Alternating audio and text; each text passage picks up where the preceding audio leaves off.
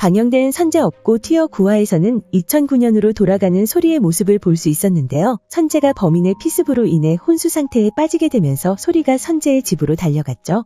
그렇게 달려간 선제의 집에서 시간을 되돌릴 수 있는 시계를 찾던 소리의 모습이 나왔고, 이후 선제의 집을 찾은 인혁은 선제가 시계를 잃어버렸다는 사실을 소리에게 전했습니다.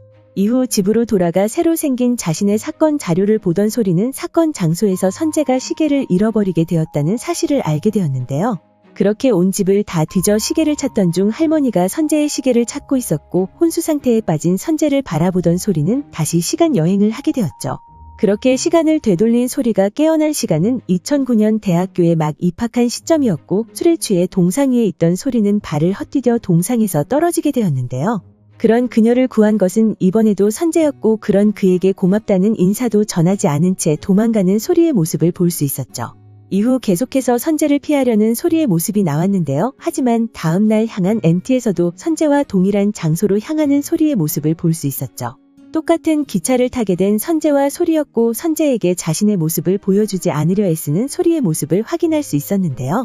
이후 소리의 노력에도 불구하고 같은 펜션에서 MT를 하게 된 두 사람의 모습을 볼 수 있었죠. 그렇게 MT 장소에서도 최대한 선제와 마주치지 않으려 노력하는 소리였지만 계속해서 자신을 피하는 소리의 모습을 보며 마음이 불편한 선제였습니다. 이후 소리는 술에 취해 자는 척을 하며 MT에서 돌아가려 애를 썼지만 결국 자신과 계속해서 부딪혔던 선배에게 걸리게 되었고, 그렇게 술게임 벌칙에 걸리지 않으려 애쓰는 소리의 모습이 나왔는데요. 하지만 끊임없이 소리를 공격하는 선배로 인해 소리가 벌칙에 걸리게 되었고, 그 벌칙은 선제가 있는 방으로 가서 춤을 추는 것이었죠.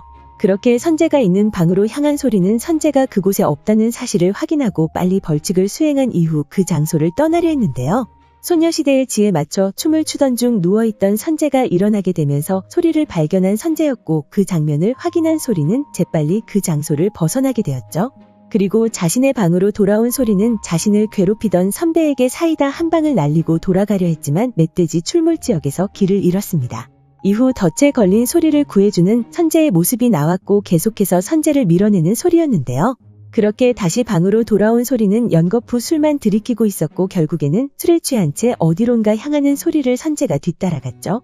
그리고 술에 취해 떨어지려던 소리를 구한 선제에게 이번에도 자신의 곁에 다가오지 말라고 눈물을 흘리며 다그치는 소리였고, 알겠다는 선제였습니다.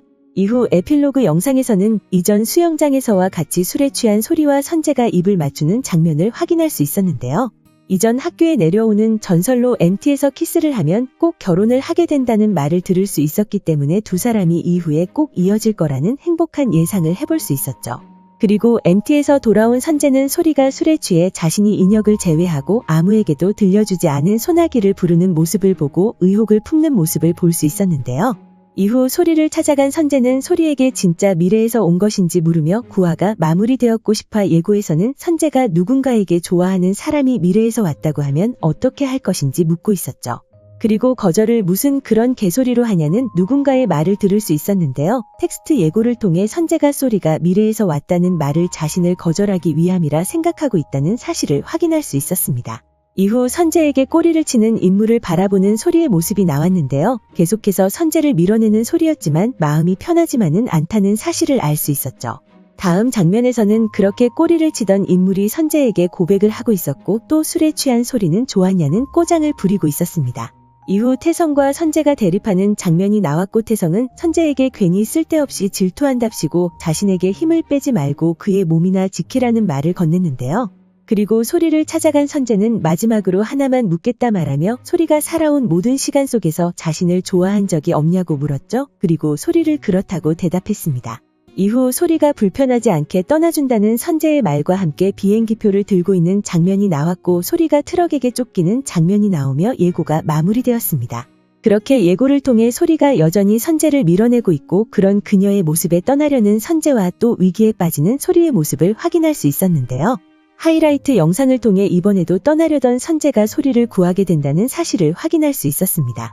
그렇게 소리가 무사할 것이라는 사실을 확인한 이후 왜 이번에는 선제가 죽는 것이 아닌 혼수 상태에 빠진 상황에서 소리가 과거로 돌아온 것인지 궁금해졌는데요.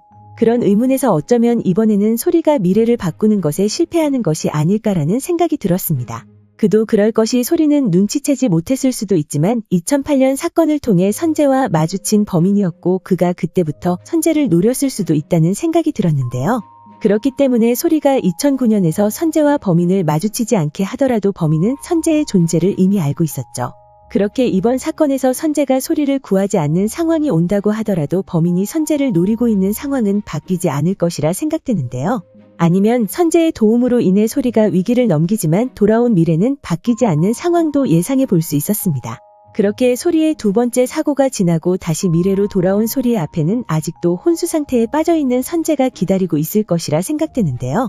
그런 그의 모습을 보면서 바뀌지 않은 미래에 실망하는 소리의 모습이 나올 것으로 보이죠. 하지만 혼수 상태에 빠진 선재가 깨어나는 모습이 나올 거라 생각됩니다.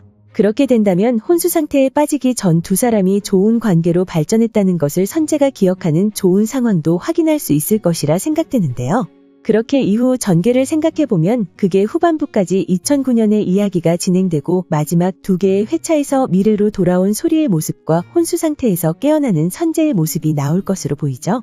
그리고 소리와 사귀고 있었다는 것을 기억하는 선재의 모습과 함께 어쩌면 이후에는 MT의 전설처럼 두 사람이 결혼하는 모습을 볼 수 있을지도 모르겠는데요. 과연 선재와 소리의 관계는 어떤 해피엔딩을 맞이하게 될까요? 오늘 준비한 영상은 여기까지입니다. 시청해주셔서 감사합니다.